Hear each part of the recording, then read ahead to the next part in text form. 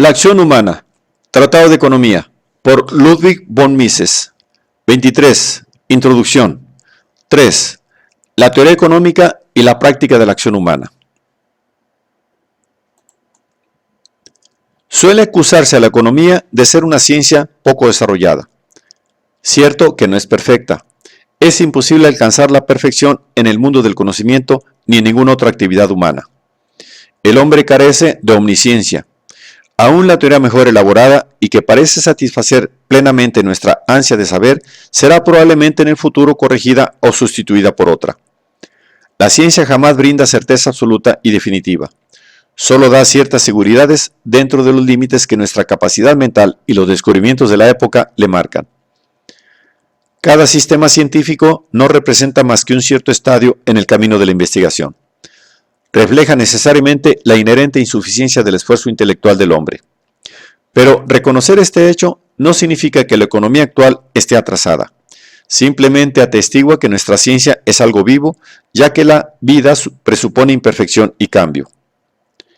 Los críticos que proclaman el supuesto atraso de la economía pertenecen a dos campos distintos. A un lado están algunos naturalistas y físicos, que la censuran por no ser una ciencia natural y por excluir las técnicas de laboratorio. Uno de los objetivos del presente tratado es demostrar el error que encierra esta idea. En estas notas preliminares bastará con referirnos a su fondo psicológico. La gente de estrecha mentalidad suele criticar las diferencias que observan en los demás.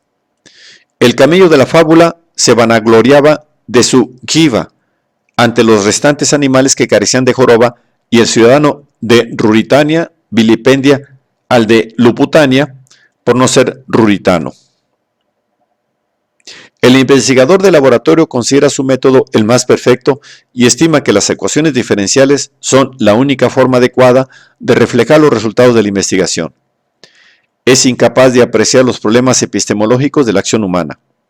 En su opinión, la economía no puede ser sino una forma de mecánica. En otro lado, se sitúan quienes afirman que algo debe fallar en las ciencias sociales cuando la realidad social es tan insatisfactoria. Las ciencias naturales han logrado notables realizaciones en las 2 o 3 últimas centurias, elevando el nivel de vida de forma considerable. Las ciencias sociales, en cambio, han fracasado de modo lamentable en su pretensión de mejorar las condiciones humanas.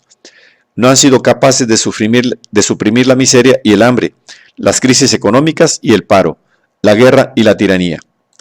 Son, pues, ciencias estériles, que nada contribuyen a la felicidad y a la bienandanza de la humanidad.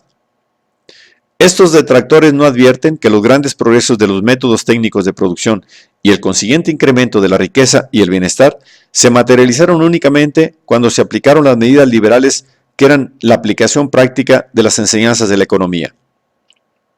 Fueron las ideas de los economistas clásicos las que eliminaron las barreras impuestas por las viejas leyes, costumbres y prejuicios seculares sobre las aplicaciones tecnológicas, y las que liberaron a promotores e innovadores geniales de la camisa de fuerza con que la organización gremial, el paternalismo gubernamental y toda suerte de presiones sociales les maniataban. Los economistas minaron el venerado prestigio de militaristas y expoliadores, poniendo de manifiesto los beneficios que comporta la pacífica actividad mercantil. Ninguno de los grandes inventos modernos se habría implantado si la mentalidad de la era precapitalista no hubiera sido completamente destruida por los economistas. La generalmente denominada revolución industrial fue consecuencia de la revolución ideológica provocada por las doctrinas económicas. Los economistas demostraron la inconsistencia de los viejos dogmas, que no es lícito ni justo vencer al competidor produciendo géneros mejores y más baratos, que es reprochable desviarse de los métodos tradicionales de producción, que las máquinas son perniciosas porque causan paro, que el deber del gobernante consiste en impedir el enriquecimiento del empresario y conceder protección a los menos aptos frente a la competencia de los más eficientes, que restringir la libertad empresarial mediante la fuerza y la coacción del Estado o de otros organismos y asociaciones promueve el bienestar social. La escuela de Manchester y los fisiócratas franceses formaron la vanguardia del capitalismo moderno. Solo gracias a ellos pudieron progresar esas ciencias naturales que han derramado beneficios sin cuento sobre las masas. Lo malo de nuestro siglo es precisamente su enorme ignorancia sobre la influencia que la libertad económica tuvo en el progreso técnico de los últimos 200 años. Se engaña a la gente cuando supone que la coincidente aparición de los nuevos métodos de producción y la política del dejar de hacer fue puramente casual.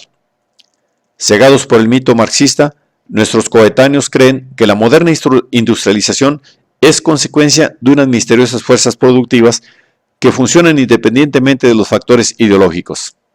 Se cree que la economía clásica no tuvo parte alguna en el advenimiento del capitalismo, sino que más bien fue su fruto, su superestructura ideológica, es decir, una doctrina meramente justificativa de las inicuas pretensiones de los explotadores. De ello se seguiría que la abolición de la economía de mercado y su sustitución por el totalitarismo socialista no perturbaría gravemente el constante perfeccionamiento de la técnica. Al contrario, el progreso social se asentaría al suprimirse los obstáculos con que el egoísmo de los capitalistas lo entorpece.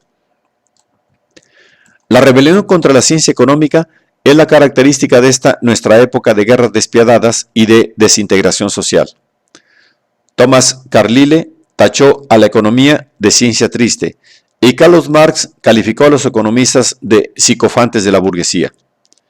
Los charlatanes, para ponderar sus remedios y los fáciles atajos que en su opinión conducen al paraíso terrenal, denigran la economía calificándola de ortodoxa y reaccionaria. Los demagogos se vanaglorian de supuestas victorias por ellos conseguidas sobre la economía. El hombre práctico se jacta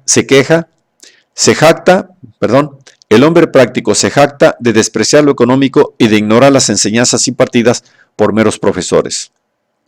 La política de las últimas décadas fue forjada por una mentalidad que se mofa de todas las teorías económicas sensatas y ensalza en cambio las torpes doctrinas de los detractores de aquellas. En la mayoría de los países, la llamada economía ortodoxa está desterrada de las universidades y es virtualmente desconocida por estadistas, políticos y escritores.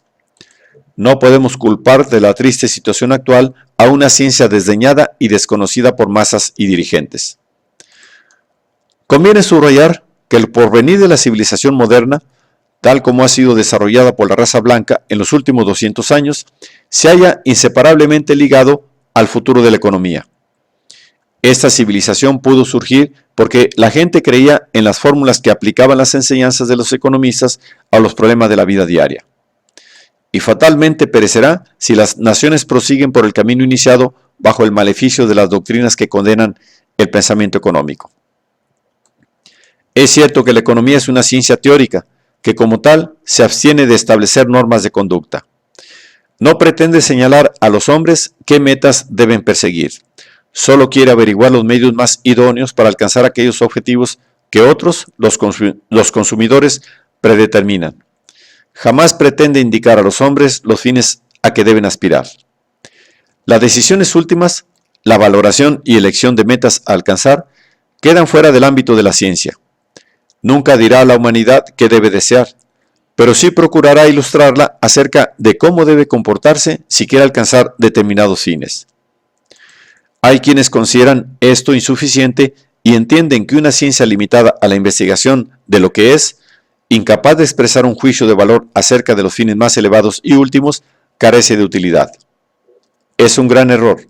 Sin embargo, demostrarlo no puede ser objeto de estas consideraciones preliminares, ya que constituye precisamente una de las pretensiones del presente tratado.